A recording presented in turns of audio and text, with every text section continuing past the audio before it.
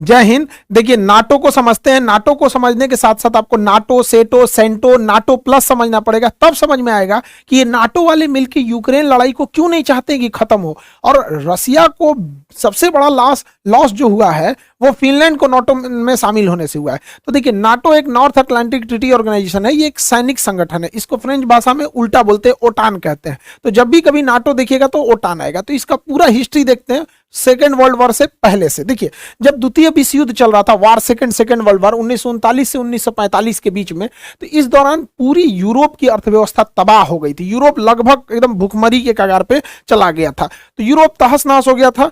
इसी बीच जर्मनी जो था, अब लगभग जर्मनी की हार तय थी, क्योंकि जर्मनी सेकेंड वर्ल्ड वॉर में बहुत कूद रहा था, लेकिन जर्मनी की हार लगभग तय समझ रही थी। और ये जो हिटलर है, हिटलर के मरने के 4 महीना पहले ही फरवरी 1945 में ये डिसाइड हो गया कि अब जर्मनी हार जाएगा। तो जर्मनी पर किसका अधिकार होगा, इसकी बैठक हो रही थी यूक्रेन के शहर याल्टा में। यही यूक्रेन जहां मार हो रहा है, इस का इतिहास है, मार धार से भरा हुआ है। तो यहां याल्टा में बैठक हुई। इसमें देखिए, विस्टन चर्चिल, रूजवेल्ट और स्टालिन आए थे लोग। Winston Churchill Britain, Roosevelt America से, स्टालिन जो आए थे रसिया से। तय ये हुआ कि जर्मनी जैसे हारेगा, जर्मनी जैसे ही हारेगा, जर्मनी के टुकड़े कर दिए जाएंगे। एक हिस्सा जर्मनी का ले जाएगा रसिया, एक हिस्सा ले जाएगा फ्रांस, एक हिस्सा ले जाएगा ब्रिटेन और एक हिस्सा ले जाएगा अमेरिका। यानी देखिए, जर्मनी के 4 टुकड़े कर दिए जाएंगे। ये अंग्रेजों का इतिहास है, जहां भी गए हैं वहां टुकड़ा टुकड़ा करके गए हैं। हम लोग को देखिए, इंडिया को बांग्लादेश, म्यांमार, भारत, पाकिस्तान, अफगानिस्तान धज्जी उड़ा के चल गया सब। तो ये याल्टा पैक्ट में हो गया। इसके 4 महीने बाद फाइनली हिटलर हार गया और जर्मनी के जैसे हुआ टुकड़े वैसे तोड़ दिए गए जर्मनी को। इसी में इस याल्टा समिट में यह भी बात कही गई थी कि रसिया जो था उसका कहना था कि जापान जब हारेगा तो मेरी कुछ जमीनें जापान के पास है। तो याल्टा समझौता में कहा गया ठीक है कि जो जापान का क्यूराइल द्वीप है, जापान जो है रसिया को हरा दिया था 1904 में, 1904-1905 की लड़ाई में ना जापान जो है रसिया को हरा दिया था। तो ये क्यूराइल द्वीप न हुआ क्या कि रसिया जब सेकेंड वर्ल्ड वॉर खत्म होगा, जापान पे परमाणु बम गिरा दिया गया, तो कहा डिसाइड किया गया कि यहां पर यह क्यूराइल द्वीप रसिया ले लेगा। तो रसिया ले लिया। रसिया से याल्टा समझौता में कहा गया था कि आप इस साइड में यूरोप में कम्युनिस्ट कंट्रीज, कम्युनिस्ट को बढ़ावा नहीं देंगे। कम्युनिस्ट एक ऐसा शासन प्रणाली है जिसमें चुनाव नहीं होता है, बल्कि पार्टी डिसाइड कर देती है, जैसे चाइना में चुनाव नहीं होता है। तो ये बड़ा उटपटांग व्यवस्था है, यूरोप वाले इसमें एडजस्ट नहीं हो पाते हैं। तो उनका कहना था कि रसिया इस साइड में कम्युनिस्ट को बढ़ावा नहीं देगा। तो रसिया कहा हम इस साइड में कम्युनिस्ट को बढ़ावा नहीं देंगे, इधर से ले लिया क्यूराइल द्वीप। आज भी जापान और रसिया के बीच में क्यूराइल द्वीप को लेकर विवाद है, लेकिन धीरे धीरे रसिया इस साइड में कम्युनिस्ट को बढ़ाना चालू कर दिया, कम्युनिस्ट देशों को बढ़ावा देना चालू कर दिया। इसका संदेह हो गया उस समय के तत्कालीन जो अमेरिका के राष्ट्रपति थे 1945 में, यहाँ पे ट्रूमैन को आभास हो गया कि इस साइड में ठीक है रसिया उधर चला गया, रसिया भी कम्युनिस्ट है, ये आपका चाइना भी है, उत्तरी कोरिया भी तानाशाह है, कम्युनिस्ट के बराबर ही होते हैं। तो उन्होंने देखा कि रसिया को इस साइड में रोकना बहुत ज्यादा जरूरी है, लेकिन रसिया अपना एग्रेशन करते ही जा रहा था। इसी बीच में फरवरी 1948 में रसिया जो था उस समय सोवियत संघ था, तो रसिया के साथ था एस्टोनिया, लातविया, लिथुआनिया, ये पूरे के पूरे रसिया का ही पार्ट था। सोवियत संघ उस समय union of Soviet socialist Republic, USSR नाम था रसिया का, तो ये सब उसी के साथ थे। ये आपका बेलारूस, यूक्रेन, मोल्डोवा, ये भी रसिया के साथ ही थे, उसका पार्ट था। ये काकेशस देश, जॉर्जिया, आर्मेनिया, अजरबैजान रसिया के साथ था। ये सेंट्रल एशिया के Kazakhstan, Kyrgyzstan, Tajikistan, Turkmenistan, Uzbekistan, ये सब रसिया के साथ थे। तो आप देखिए उस समय रसिया का क्या इतना बड़ा एरिया होता था, ये पूरा का पूरा रसिया था। इसके बावजूद रसिया ने यहां पर उस समय के जो चेकोस्लोवाकिया देश है, फरवरी 1948 में चेकोस्लोवाकिया पर अचानक सेना भेज के तख्ता पलट करा दिया और यहाँ के लोकतंत्र के सरकार को उखाड़ फेंका और यहाँ पर अपनी पिट्ठू सरकार, जैसे इसी के हिसाब से चलने वाली सरकार, कम्युनिस्ट सरकार को यहाँ बैठा दिया। आज चेकोस्लोवाकिया 2 भाग में टूट चुका है, चेक गणराज्य और यहाँ पे स्लोवाकिया। उस समय इसने कब्जा किया। अब यूरोप वालों को डर हो गया कि भैया यहां तक तो खुद का खुद रसिया है, अब ये इसके भी आगे बढ़ेगा तो हम लोग कहां जाएंगे। और उसके अलावे जर्मनी का एक हिस्सा तो रसिया याल्टा समझौते के तहत ही ले चुका था। अब इसके बाद अमेरिका वालों का नींद खुला कि भैया इनको कैसे रोका जाए। तो रसिया क्या था कि अन्य सरकारों को भी लालच देता था कि तुम भी कब्जा कर लो, तुम भी कब्जा कर लो, लोकतंत्र की सरकार को उखाड़ फेंको। इसी बीच अमेरिका को खबर लगी कि रसिया का अगला टारगेट है तुर्की, तुर्की पे कैसे भी कम्युनिस्ट सरकार को लगाना। तो ट्रूमैन जो वहां के राष्ट्रपति थे उन्हें मार्शल प्लान लगाया। देखिए मार्शल लॉ अलग है, मार्शल प्लान अलग है। इन्होंने मार्शल प्लान लाया अप्रैल 1948 में। इसके तहत जो देशों पे रसिया अपना प्रभाव जमा रहा है कि तुम लोकतंत्र छोड़ के कम्युनिस्ट आ जाओ, वहां पर ये लोग क्या करते थे, मार्शल प्लान के तहत पैसे देते थे ताकि वो रसिया के फेवर में ना जाए। तो तुर्की और साइप्रस को कैसे भी ये पैसे उसे दे के अपने फेवर में लाए, वरना तुर्की भी हो चुका था कम्युनिस्ट देश। रसिया यूरोप की ओर बढ़ते जा रहा था। रीजन क्या है, रसिया का एक क्षेत्रफल खुद का रसिया इतना बड़ा था, इसके अलावे रसिया के साथ सेंट्रल एशिया यूएसएसआर का हिस्सा था, काकेसस यूएसएसआर का हिस्सा था, ये बाल्टिक देश यूएसएसआर के हिस्सा थे सब, ये उस समय बेलारूस, यूक्रेन, ये सब उस समय रूस का ही पार्ट हुआ करता था, इतना बड़ा। इसके अलावे अब रसिया एंट्री करना चालू किया। तब इन्होंने क्या किया, 4 अप्रैल 1949 को नाटो सेना का गठन किया। जिस समय गठन हुआ उस समय 12 देश थे, वर्तमान में इसमें 31 देश हो चुके हैं। नॉर्थ अटलांटिक ट्रीटी ऑर्गेनाइजेशन, इस संगठन के टोटल 14 अनुच्छेद हैं, 14 आर्टिकल हैं। 14 आर्टिकल में कहा गया है कि इसके देश कैसे कैसे काम करेंगे। इसका 5वां आर्टिकल सबसे खतरनाक है कि इन वर्तमान में जो 31 देश हैं, अगर इस 31 देश में कोई बाहरी देश 31 आपस में मार करे तो कोई दिक्कत नहीं है, ये किसी को मारे तो कोई दिक्कत नहीं है, लेकिन अगर कोई दूसरा देश इनके ऊपर हमला करेगा तो ये 31 मिल के मारेंगे उसको। ये इसका कानून है। इसका मुख्य उद्देश्य क्या था कि रसिया को इस साइड में यूरोप की ओर से चढ़ने से बचाया जाए, वरना ये धीरे धीरे रसिया इधर आ गया था। तो अब आपको तो समझ में आ रहा होगा ना कि नाटो का निर्माण ही हुआ था रसिया के एग्रेशन को रोका जाए, वरना रसिया बहुत तेजी से एक्सपेंड कर रहा था और हर जगह कम्युनिस्ट फैलाते जा रहा था। तो नाटो का गठन 1949 में हो गया। ये एक सैन्य संगठन था। अब रसिया को चारों ओर से रोकना था। तो रसिया को सेंट्रल एशिया से रोकने के लिए, ईस्ट एशिया से रोकने के लिए सीटो बनाया गया, South East Asian Treaty Organization, SEATO 1954 में बनाया गया। इसको हथियार सेटो में मुख्य रूप से किसे शामिल किया गया, तो थाईलैंड को और इधर से फिलीपीन को, और नीचे में ऑस्ट्रेलिया और न्यूजीलैंड, ताकि इधर से ये लोग अमेरिका के फेवर में रहे। और इन्हें हथियार कौन दे रहा था, अमेरिका, ब्रिटेन, फ्रांस। इधर से ये लोग सपोर्टिव हथियार दे रहे थे कि इधर से चाइना, कोरिया, इन सबको बिजी रखा जाए ताकि रसिया इस साइड में बिजी रहे। और इधर से नाटो डायरेक्ट रसिया को इंगेज कर रहा था। अब इन लोगों को लगा कि हम दो ओर से रसिया चाइना को घेरते जा रहे हैं, इधर से घेर रहा है नाटो, इधर से सेटो, नाटो सेटो ना, ये हो गया सेटो साउथ ईस्ट, ये हो गया सेटो और ये हो गया नाटो। अब रसिया को थोड़ा अनबैलेंस लगने लगा कि सोच रहा दोनों खोपड़िया नोच देगा सब। तब अमेरिका शांत बैठने वाला तो है नहीं, इसने इसी बीच में ला दिया एक ठो सेटो, सेंट्रल, सीईटी से सेंट्रल ट्रीटी ऑर्गेनाइजेशन, अगले साल 1955 में सेंट्रल ट्रीटी ऑर्गेनाइजेशन। इस ऑर्गेनाइजेशन को भी हथियार दे रहा था इधर से ब्रिटेन। इसमें कौन कौन से, इसमें थे तुर्की, इराक, ईरान और पाकिस्तान। सोचिए ये सेंट्रल थे सब। तो ये हो गया सेटो। अब ये रसिया पे दबाव बनाते थे सब, यहां पे रसिया को आगे बढ़ने से रोकते थे सब, सेटो। इधर से कौन चढ़ता था, सेंटो, इधर से सेटो, ये हो गया सेंटो, ये सेटो, ये सेंटो, इधर से नाटो।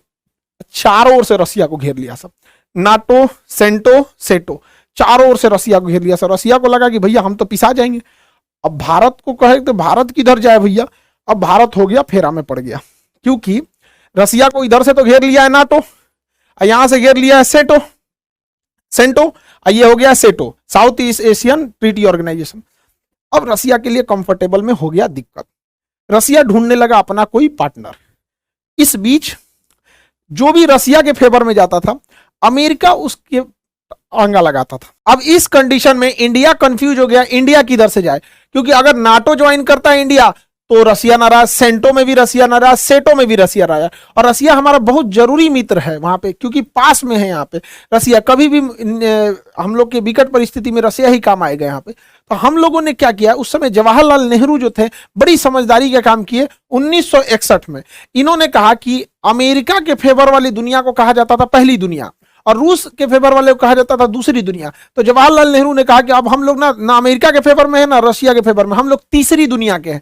तो इसे तीसरी दुनिया या दक्षिणी दुनिया कहा जाता था। हालांकि इसका ऑफिशियल नाम था non aliasing movement, non aliasing movement, shortcut में नाम गुट निरपेक्ष। हम किसी भी गुट में नहीं रहेंगे। इसमें गुट निरपेक्ष में 4-5 लोग का नाम बहुत महत्वपूर्ण है। इसमें एक इंडोनेशिया का अहमद सुकार्नो थे, भारत से जवाहरलाल नेहरू, मिस्र के कर्नल नासिर और यूगोस्लाविया से जो थे मार्शल टीटो थे। ये लोगों का बहुत महत्वपूर्ण योगदान था कि हम किसी भी गुट में नहीं रहेंगे, और ये जरूरी भी था गुट में न रहना। रीजन क्या है, गुट में से बहुत लॉस हुआ था। सेंटो में ईरान था अमेरिका के साथ, सेंटो में इराक था अमेरिका के साथ। देखिए वही अमेरिका ने इराक को उड़ा दिया, तबाह कर दिया। वही अमेरिका ने ईरान के पीछे पड़ा हुआ है, जबकि एक समय था सेंटो की गठन अमेरिका ही नहीं किया था, इन लोगों को अपने साथ मिलकर कि रशिया को बर्बाद करना है यहाँ पे। इसलिए बहुत ज्यादा इंटरनेशनल रिलेशन के मामले में हम लोग अमेरिका और वेस्टर्न देशों पे भरोसा नहीं कर सकते हैं यहाँ पे। तो ये चारों ओर से रशिया की घेराबंदी चल रही थी। अब रशिया ऐसा तो नहीं है कि चुपचाप बैठा रहेगा। अगर आप रशिया को इधर से नाटो से घेरोगे, सेंटो से, स्टेटो से, चारों ओर से घेरोगे, रशिया भी तो कुछ ना कुछ करेगा। तो रशिया जो था, देखिए रसिया अलग है, सोवियत संघ अलग है। तो ये हो गया रसिया, ये वाला एरिया तो कंप्लीट हो गया रसिया, ये पूरा का पूरा रसिया का हो गया। रसिया उस समय रसिया ना हो के यूएसएसआर था, USSR, union of Soviet socialist Republic association. तो यूएसएसआर के साथ ऑलरेडी उसी का था आपका बाल्टिक देश, Estonia, Latvia, Lithuania, Belarus, Ukraine, Moldova, ये उसी का था। जॉर्जिया, आर्मेनिया, अजरबैजान उसी का था, और सेंट्रल एशिया भी इसी का था। तो ये सब का सब हिस्सा जो था यूएसएसआर का हिस्सा था। इसके बावजूद रसिया नहीं रुका। इतना यूएसएसआर होने के बावजूद, ये हो गया रसिया, इसमें इसको जोड़ दीजिए तो यूएसएसआर। अभी रसिया क्या सोचा आगे बढ़ने के लिए, इसने क्या लाया, वार्सो पैक्ट। जिस तरह से अमेरिका नाटो ला रहा था, नाटो को काउंटर करने के लिए रसिया वार्सो पैक्ट लाया था। वार्सो पैक्ट 1955 में आया था। इस वार्सो पैक्ट के तहत रसिया अपने कम्युनिस्ट विचारधारा के देशों के साथ मिलकर एक संगठन बना रहा था, सैनिक संगठन। इस वार्सो पैक्ट में बहुत सारे देश थे, पोलैंड था, चेकोस्लाविया था, हंगरी था, रोमानिया, बुल्गारिया, अल्बानिया, ये सब देश मिलके बनाते थे आपका ये वार्सो पैक्ट। अब आप जरा देखिए रसिया का डोमिनेंस कहां तक है। ओरिजिनली रसिया ये रहा आपका, ये तो ओरिजिनल रसिया हो गया, ये पूरा का पूरा ओरिजिनल रसिया। अब रसिया के साथ ये ब्लू वाला एम्पायर को आप जोड़ देते हैं तो ये हो जाता है यूएसएसआर, और उसमें ये आगे वाला हिस्सा देख लेते हैं तो वार्सो पैक्ट। अब आपको समझ में आ रहा होगा कि नाटो कितनी जरूरी हो गई थी इन वेस्टर्न कल्चर के लिए, वरना ये वेस्टर्न को तो खा जाता है ये पूरा का पूरा रसिया। तो इतना एग्रेसिवली ये रसिया आगे बढ़ रहा था, इतना बड़ा इसका क्षेत्रफल था, रसिया, सोवियत, यूएसएसआर और ये वार्सो पैक्ट। लेकिन धीरे धीरे रसिया जो था वो सोवियत संघ के देशों को संभाल नहीं पाया। रसिया ज्यादा ध्यान दे दिया रूस पे, उससे कम ध्यान दिया उसने इस सोवियत संघ पे, उससे भी कम ध्यान दिया वार्सो पैक्ट पे। तो वार्सो पैक्ट के लोगों को लगा कि हम रसियन भाषा नहीं सीख पा रहे हैं, ज्यादा विकास रसिया का, और हम क्यों नहीं वार्सो पैक्ट से अलग हो जाए। इसमें अमेरिका ने भी साथ दिया कि भाई हमारे साथ आओगे, नई टेक्नोलॉजी आएगी, भाषा सीखने में इजी है, कल्चर सीखने में इजी है, लोकतंत्र के देश हैं, खुल के विरोध कर सकते हो, इसमें विरोध करोगे तो मराइए जाओगे, विरोध नहीं कर सकते, वोट नहीं डाल सकते हो, सरकार नहीं चेंज कर सकते। तो वार्सो पैक्ट के लोगों को भी लगा कि भैया अब वार्सो पैक्ट में फायदा नहीं है, और यूएसएसआर को भी लग रहा था। तो इसका मतलब रसिया के दो जो फ्रंट लाइन थे ये हटने वाले थे यहां से, और इसमें अमेरिका कामयाब हो गया। यहां से इधर से नाटो इस पे प्रेशर लगा रहा था कि भैया तुम लोग वार्सो पैक्ट छोड़ो, इधर से सेंटो इस पे प्रेशर लगा रहा था कि तुम लोग इसको छोड़ो, और इधर रसिया का दिमाग उलझा के सेटो लगाया हुआ था, सेटो। इससे रसिया चारों ओर से उलझ गया और उसकी इकोनॉमी चौपट होने लगी, और गैरवाचोक वहां के जो राष्ट्रपति आए उसने पूरे रसिया को ही डुबा दिया। धीरे धीरे रसिया कमजोर होते गया। रसिया कमजोर हुआ तो सोवियत संघ कमजोर हुआ, और वार्सो पैक्ट के ये जो देश थे ये भी कमजोर होते गए। उधर नाटो दिन प्रतिदिन शक्तिशाली होते जा रहा था। 1989 का जो दशक आया, 1989, यह बहुत खतरनाक था रसिया के लिए। इस दौरान रसिया के प्रभाव से यह वार्सो पैक्ट खत्म हो गया, रसिया के प्रभाव से यह वार्सो पैक्ट खत्म हो गया। तो 1989 में खत्म हो गया वार्सो पैक्ट, यह वार्सो पैक्ट कमजोर हो गया। अब आप देखिए रसिया इधर से कमजोर हुआ और बर्लिन की दीवार तोड़ दी गई 1989 में। 1989 में बर्लिन की दीवार तोड़ दी गई। अब धीरे धीरे यूएसएसआर समेटते गया। दूसरा झटका क्या लगा यहां पर, यह वार्सो पैक्ट टूट गया, सारे देश कम्युनिस्ट छोड़ के धीरे धीरे वहां पर लोकतंत्र आने लगा, क्योंकि लोकतंत्र में सबको अच्छा लगता है। उसके बाद रसिया के लिए खतरनाक दिन आता है 1991, 1991। फाइनली रसिया के साथ जितने सोवियत संघ के देश थे वो टूटने लगे। सब इधर से टूटे, सब लातविया, एस्टोनिया, लातविया, लिथुआनिया, ये तीनों देश के लोग हाथ पकड़ के एक साथ खड़े हो गए थे, गाना गाते थे लोग। 3 देश तक लाइन लगाया था, सब सिंगिंग रिवॉल्यूशन कहा जाता है। एस्टोनिया, लातविया, लिथुआनिया ये कहे सब कि हम लोकतंत्र चाहते हैं, रूस के दबाव में नहीं रहेंगे, रूस से अलग होते हैं, हम अपना स्वतंत्र देश बनाते हैं। Estonia, Latvia, Lithuania, Belarus, Ukraine, Moldova, Georgia, Armenia, Azerbaijan, Kazakhstan, Kyrgyzstan, Tajikistan, Turkmenistan, Uzbekistan, ये सब के सब टूट गए सब, और हो गया, बच गया 1991 में इतना छोटा सा रसिया। तो रसिया के साथ इतना कांड हो गया, यहां से हाथ से गया इसका वार्सो पैक्ट और ये वाला पूरा एरिया गया सोवियत संघ का, बच गया 1991 के बाद ये रसिया। जैसे सोवियत संघ का विघटन हुआ, ये भी नहीं चल सका सेंटो, क्योंकि सेंटो की जरूरत ही खत्म हो गई। अब ये लोग अमेरिका से मांगते थे मदद, अमेरिका देता ही नहीं था। बाद में इराक अमेरिका का दुश्मन बन गया, ईरान अमेरिका का दुश्मन बन गया। एक वक्त था अमेरिका ने इन लोग को हथियार दिया था, पैसे दिया था कि लड़ो, रसिया से बाहर कर दिया। यहां पे भी चाइना का प्रभाव आ गया, सेंटो सेना यहां से भी खत्म हो गई, यहां पे तो सेंटो भी खत्म, सेटो भी खत्म हो गई, सेंटो भी खत्म हो गई। अब बच गया केवल इधर से तो नाटो बच गया, और नाटो अब तेजी से एक्सपेंड करने लगा। रीजन क्या था एक्सपेंड करने का? देखिए 1991 में जब सोवियत संघ टूट चुका था, रसिया वार्सो पैक्ट से भी पीछे हट चुका था और सोवियत संघ भी बिखर चुका था, तो रसिया यहां तक आ गया था। फिर भी नाटो की जरूरत क्यों लगती है? इसलिए जब 2002 के बाद पुतिन सत्ता में आए तो पुतिन ने वापस उस ग्रेट रसिया की कल्पना किया और उन्होंने कहा कि यह बिखराव एक बहुत बड़ा ब्लंडर था। तो यूरोपीय देशों को लगा कि ऐसा ना हो कि ये फिर से आगे बढ़ना चालू करें यहां पर, इसलिए दोबारा नाटो का एक्सपेंशन करना जरूरी था और नाटो का प्रसार किया जाने लगा। तो अगर आप देखेंगे तो आपको लगेगा कि भले नाटो एक्सपेंड कर रहा है, लेकिन नाटो की मजबूरी है। रसिया इतना एग्रेसिवली बढ़ रहा था कि यूरोप को तो कचल देता हो। इसी बीच 2014 में एक घटना होती है, यही यूक्रेन, इस ससुरा बहुत खचरई कर रहा था। तो यूक्रेन जो था वो कह रहा था कि हम रसिया के प्रभाव से मुक्त होना चाहते हैं और यूरोपीय यूनियन का सदस्य बनना चाहते हैं, ताकि वो इस पूरे देशों में अपना सामान बेच सके, यहां से ज्यादा कनेक्टिविटी हो सके। उस समय पुतिन का कहना था कि रूस के प्रभाव से तुम जा रहे हो यूरोपीय यूनियन में, लेकिन बाद में तुम नाटो में चले जाओगे। और नाटो में जाने का एक लॉस ये है कि नाटो के 31 देश एक दूसरे के सैन्य ठिकानों का यूज कर सकते हैं। अब देखिए नाटो में जो है 31 देश है, उसमें अमेरिका भी है। अगर यूक्रेन नाटो में चला जाता है तो नाटो सेना के संविधान के अनुच्छेद 5 के तहत कोई भी देश एक दूसरे के सैन्य संगठनों का यूज कर सकता है। तो यूक्रेन की सीमा तक अमेरिका की फौज आ जाएगी। अब बताइए रूस क्यों ना चिंतित हो कि यूक्रेन अगर चला गया नाटो में तो नाटो की सेना कहां तक आ जाएगी? रूस की सरहद तक आ जाएगी। तो उस समय 2014 में पुतिन ने काफी समझाया था, लेकिन यूक्रेन कहा कि ना हम जइबे करेंगे यूरोपीय यूनियन में। तो यूक्रेन का एक निचला भाग जिसका नाम क्रीमिया था, 2014 में रसिया ने क्रीमिया पे अधिकार कर लिया और कहा कि यह क्रीमिया रसिया का हो गया। तो ये तो यूरोपीय यूनियन में चले गए और यह साबित सही हुआ। पुतिन ने कहा था कि शुरुआत में ये जा रहे हैं यूरोपीय यूनियन में, बाद में चले जाएगा ये नाटो में, और वही हुआ। जैसे आए 2020 से ही जेलेंस्की, अब इन लोग को लगने लगा कि भैया हमारा देश है, क्रीमिया तुमने कैसे ले लिया? क्रीमिया कैसे ले लिया? हमारा देश है, हम चाहे अपने देश को नाटो में ले जाएं या कहीं ले जाएं, हम यूरोपीय यूनियन में आ चुके हैं, अब हमको नाटो का भी सदस्य बनाया जाए। अभी ससुरा सोचिए रहा था कि बनाया जाए कि नहीं बनाया जाए, तब तोड़ मार दिया पुतिन हमला करके यूक्रेन। ससुरा तो नहीं, तुम जब सदस्य बनेगा तब ना आर्टिकल 5 लगेगा और बाकी तुमको बचाने आएंगे। अभी कोई इसको बचाने नहीं आ रहा। और यूक्रेन को केवल ऐसे ही हथियार प्रोवाइड कराए जा रहे हैं जिससे यूक्रेन केवल अपनी सुरक्षा कर सके, क्योंकि नाटो और पश्चिमी देश भी यही चाहते हैं कि रूस इसी में उलझा रहे और बाकी ये लोग विकास का काम करते रहें। देखिए 1 साल से लड़ाई हो रही है, हमारा देश भी बहुत तरक्की कर रहा है। मोदी जी कभी ऑस्ट्रेलिया जा रहे हैं, जापान जा रहे हैं, अमेरिका जा रहे हैं, मिस्र जा रहे हैं, लेकिन जरा रूस को देखिए 1 साल से उलझा हुआ है। अगर उसको 10 साल ये लोग उलझा देंगे तो रूस बहुत पीछे चला जाएगा। तो ये नाटो वाले भी नहीं चाहते हैं कि यूक्रेन का युद्ध बहुत जल्दी खत्म हो। रूस के लिए सबसे बड़ा सरदर्द क्या हो गया कि वो सोच रहा था कि यूक्रेन नाटो में न जाए, लेकिन यूक्रेन में तो उलझ गया।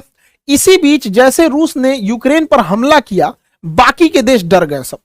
अब फिनलैंड को लगा कि ससुरा कहीं हमको भी रूस मत मार दे, हमको भी रूस मत मार दे। तो फिनलैंड ने कहा कि भैया हमको नाटो ज्वाइन कर लो, क्योंकि अगर हमको रसिया मारेगा तो नाटो का आर्टिकल 15 के तहत बाकी के सारे देश मिलके मारेंगे। फिनलैंड कहा कि हमको भी शामिल करो भैया, यूक्रेन के बाद हमारा नंबर है यहां पर। अब नाटो का नियम यह कहता है कि नाटो में अगर कोई नया सदस्य आना चाहता है तो उसमें पहले जितने सदस्य हैं वो सब के सब लिखित देंगे कि हाँ हमें कोई विरोध नहीं है। यदि पहले से शामिल कोई भी सदस्य ये कह देता है कि हम इसका विरोध करते हैं तो फिर उसके बाद उसमें नाटो में उसे शामिल नहीं किया जाएगा। अब फिनलैंड चिल्लाने लगा कि हमको शामिल करो, हमको शामिल करो। नाटो वाला कहा हाँ हाँ आ जाओ आ जाओ, और अच्छा है और अच्छा है, आज नहीं तो कल यूक्रेन शामिल करबे करेंगे। हमारी सेना रूस के सिधाने पहुंच गई इधर से, खोपड़ी पे पहुंच जाएगी इधर से, टेंशन क्या है। है, यहाँ एस्टोनिया, लातविया, लिथुआनिया में हम लोग पहले से बैठे हुए हैं, ले यहाँ तुर्की में पहले से हैं, तुर्की अड़ंगा लगा दिया, कहा ना तो भाग यहां से फिनलैंड। अब फिनलैंड कहा कि रे तुर्की तुमको क्या हुआ रे, तुम क्यों विरोध कर रहा है मेरा। देखिए तुर्की ब्लैकमेल कर दिया नाटो को, तुर्की ने क्या कर दिया, नाटो को ब्लैकमेल कर दिया, क्योंकि तुर्की के पास पावर था कि जब तक तुर्की लिखित नहीं देगा, यानी सारे देश रेडी नहीं होंगे, तब तक कोई नाटो में नहीं आएगा, और तुर्की पहले से उसका सदस्य था। तो ये क्या किया, कहा कि देखो तुर्की ने रसिया से S-400 मिसाइल खरीदा था, तो इसके खरीदने की वजह से अमेरिका ने इस पे काटसा एक्ट के तहत प्रतिबंध लगा दिया, जिस वजह से इसकी पूरी इकोनॉमी तबाह हो गई यहाँ पे। साथ ही तुर्की जो है अमेरिका के F-35 जहाज में मतलब अपने ज्वाइंट वेंचर बनाने के लिए 1.4 बिलियन पैसा खर्चा किया था। जैसे S-400 इसने मिसाइल खरीदा रसिया से, टर्की ने रसिया से मिसाइल खरीदा, अमेरिका ने इस पे काटसा सैंक्शन लगा दिया और इसका कह दिया कि तुम्हारा 1.4 मिलियन भाड़ में गया। अब ये तैयबुल अर्दोगान क्या कहता है कि हमरा वो पैसा वापस करो, हमसे ही काटसा एक्ट को हटाओ, और सब हटाओगे तब हम फिनलैंड को शामिल करने देंगे, नहीं तो हम फिनलैंड को शामिल नहीं करने देंगे। अब अमेरिका माथा पीट रहा है, नाटो माथा पीट रहे करे, अरे भैया एक से काटसा हटा दे, इसका जो पैसा जो लूटे हैं लोग 1.4 बिलियन दे दे, नहीं तो फिनलैंड को आने नहीं देगा। अब फिनलैंड को नहीं आने देगा, रसिया कचर देगा फिनलैंड को, तो रसिया कचर ना दे तो इसका समझौता हुआ। देख रहे हैं इसको, बाप रे बाप, ठीक ठाक भाई।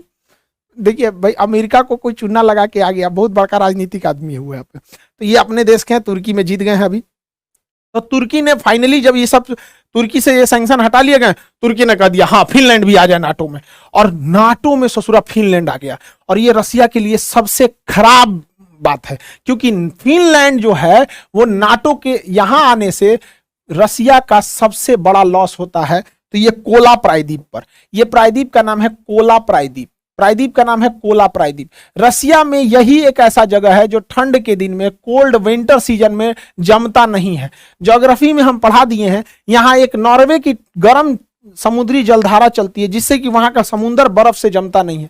तो ठंड के दिन में रसिया का मात्र एक बंदरगाह है, मुर्मुस्क बंदरगाह, जो इस कोला प्रायद्वीप पर है। यूपीएससी में भी क्वेश्चन पूछा था, मुर्मुस्क बंदरगाह क्यों नहीं जमता है, तो नॉर्वे की गर्म जलधारा की वजह से। कोला बंदरगाह, कोला प्रायद्वीप पर मुर्मुस्क बंदरगाह नहीं जमता है। अब जरा देखिए, अमेरिका यहां आके बैठ गया, यूक्रेन में उलझा दिया रसिया को, रसिया उलझ गए यूक्रेन में, अब यहां ले आके बैठ गया यहां पर। अब रसिया का सबसे जरूरी चीज है ये कोला प्रायद्वीप, क्योंकि इसी कोला प्रायद्वीप पे रसिया की नेवी का पूरी बड़ी सी फ्लीट है, यहां इसके पनडुब्बियों का गुप्त स्थान है रखने के लिए।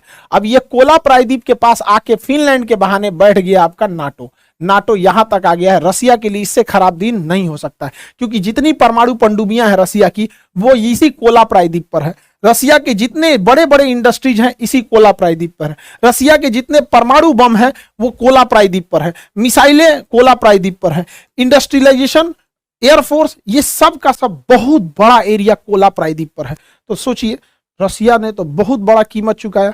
रसिया को लगा था कि हम ये यूक्रेन निपटाएंगे, यूक्रेन निपटेला के चक्कर में यूक्रेन तो हुआ नहीं कुछ, ससुरा उल्टे फिनलैंड हाथ से निकल गया और ये कोला प्रायद्वीप पे चला आया। यहाँ पे बहुत बुरा बात है ये इसके लिए, यहाँ पे रसिया के लिए। तो खैर अब ये विश्व नीति है।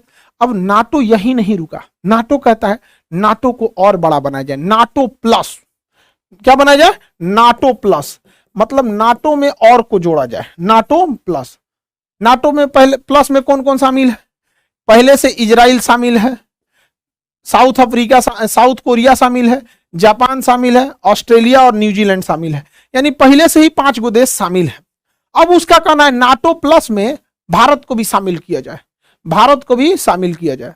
अरे भैया हमको शामिल नहीं होना है, एस जयशंकर साहब भी मना कर दिए, नहीं शामिल होना है। काहे? क्योंकि नाटो के 14 गो आर्टिकल में से 5वां आर्टिकल कहता है कि अगर इन नाटो के 31 देश में से, नाटो के 31 देश में से किसी पे हमला होगा तो बाकी सब मारने चलेगा।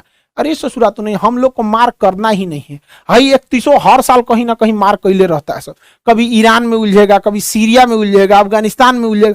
और ससुरा हम अगर शामिल हो जाएंगे तो पता चला हम लोग भी चलते रहेंगे, चलो भैया कहाँ मार किए। उन सब के चक्कर में हम लोग की अपनी विदेश नीति जाएगी। तो हम लोग भैया पाकिस्तान से और चाइना से खुद निपट सकते हैं, हमें नाटो प्लस की कोई जरूरत नहीं है। आई होप आप नाटो समझे होंगे। नाटो जब यूपीएससी में लिखने के लिए आएगा तो आपको कंप्लीट लिखना पड़ेगा, नाटो, सेटो, सेंटो, नाटो प्लस। अगर हम थोड़ा सा लिख के चले आएंगे नाटो ये वो, तो फिर नंबर भी उसी हिसाब से देगा।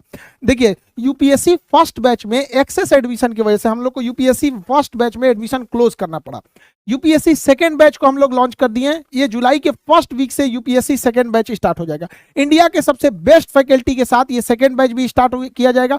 बहुत सारे लड़कों लोग का क्वेरी होता था कि कौन कौन से टीचर देंगे। देखिए हिस्ट्री हमारे मणिकांत सर लेंगे, आप लोग को मतलब परिचित के किसी भी परिचय के मोहताज नहीं। इकोनॉमिक में बहुत सारे लड़कों का क्वेश्चन था कि इकोनॉमिक्स कौन लेंगे यहाँ पे। बाबू देखिए इंडिया के सबसे बेस्ट फैकल्टी देंगे हम लोग आप लोग को यहाँ पर। इकोनॉमी हमारे रामेश्वर सर लेंगे आपको, तो रामेश्वर सर इकोनॉमिक्स लेंगे। ज्योग्राफी सचिन अरोड़ा सर लेंगे आप लोग को ज्योग्राफी बेहतरीन ढंग से। राजेश मिश्रा सर पॉलिटी का क्लास लेंगे यहाँ पर, तो राजेश मिश्रा सर से आप लोग को पॉलिटी का क्लास लेना है।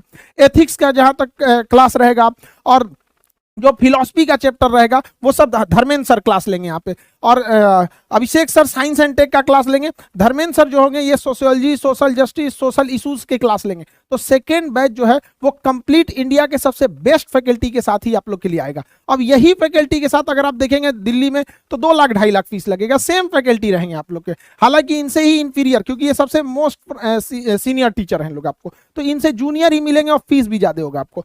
और इसके लिए बेहतरीन और भी जितने भी बेहतर सुविधा दिया जा सकता है वो हम लोग स्टार्ट कर रहे हैं यहाँ पे। मुखर्जी नगर और करोल बाग दोनों में ऑफलाइन सेंटर भी स्टार्ट हो रहा है, उसकी भी सूचना हम आपको दे देंगे। ऑनलाइन में क्या है बाबू, देखिए बहुत सारे लड़कों का कहना था कि सर थोड़ा सा फी वगैरह की, बहुत सारे लड़के लोग फी नहीं जुटा पाए थे उन लोग के लिए। तो ऐसे लड़कों लोग के लिए देखिए बाबू, हम आप लोग को एक यहाँ देते हैं कि 7,000 रुपए में हम आपको सेकेंड बैच के लिए दे देते हैं, लेकिन ये लिमिटेड रहेगा। हमारे पास सीटें बहुत कम है, लेकिन चूंकि कई लड़कों की समस्याएं ऐसी आई थी, ऑफिस तक में आके बोलते थे, तो हम ये 24 घंटे के लिए हम ये ऑफर आप लोग को दे देंगे 7,000 का। इसके बाद इसकी फीस बढ़ जाएगी बाबू, क्योंकि प्रॉब्लम समझिए बहुत सारी चीजें की सर्वर कॉस्टिंग बढ़ जाती है, गूगल अपने ओर से सर्वर की कॉस्ट बढ़ा देता है। तो हम लोग भी मजबूरी में कितना लेंगे लोग यहाँ बाबू, 7,000 में हम आप लोग को 1.5 साल का यूपीएससी का कोर्स दे रहे हैं। इतना इससे महंगा टेस्ट सीरीज पहले दिया जाता था, अब तो सब लोग को फीस घटाना पड़ रहा है, क्योंकि लड़के भी कह रहे हैं कि सर इंडिया के सबसे बेस्ट फैकल्टी के साथ सर जब 7,000 में दे रहे हैं तो आप लोग क्यों ज्यादा ले रहे हैं। खैर आप लोग के लिए हमेशा जब भी जरूरत रहेगी हम आप लोग के लिए खड़े रहेंगे। लेकिन देखिए समस्या बाबू 24 घंटा तक हम लोग शायद ही इस ऑफर को चला सके। रीजन क्या है कि मजबूरी में बहुत सारे लड़कों का पेमेंट फेलियर हो गया था, तो उनकी समस्याएं थी जो जेन्युइन समस्या थी। तो हो सकता है हम लोग इसे 15 या 16 घंटे में ही बंद कर दे। तो जो जरूरतमंद बच्चे हैं आप लोग इसे ले लीजिए। जो बच्चे अफोर्ड कर सकते हैं बाबू वो छोड़िएगा उनके लिए, जो अफोर्ड नहीं कर सकते। और सेकेंड बैच इंडिया के सबसे बेस्ट फैकल्टी के साथ, और हम लोग इसको करोल बाग और मुखर्जी नगर में भी ऑफलाइन में बहुत जल्दी आप लोग को आएंगे, उसकी भी सूचना दे देंगे। आई होप आपको सारा टॉपिक क्लियर हुआ होगा। और सेकंड बैच में बेहतरीन ढंग से पढ़ेंगे हम लोग, हिस्ट्री और इकोनॉमी से स्टार्ट करेंगे हम लोग। मणिकांत सर आपके हिस्ट्री से स्टार्ट कर देंगे और रामेश्वर सर हम लोग के इकोनॉमिक्स से स्टार्ट कर देंगे। फिर सचिन अरोड़ा सर है, राजेश मिश्रा सर है, धर्मेंद्र सर हैं, ये भी धर्मेंद्र सर, सचिन, अभिषेक सर, जितने फैकल्टी है सारे लोग मिलकर आपको आपके मार्गदर्शन करेंगे। आगे जरूरत पड़ेगी तो फिर उसी हिसाब से मेंटरशिप वगैरह सारी सुविधाएं दी जाएंगी। आई होप आप समझे होंगे। मिलेंगे नेक्स्ट क्लास में। जय हिंद।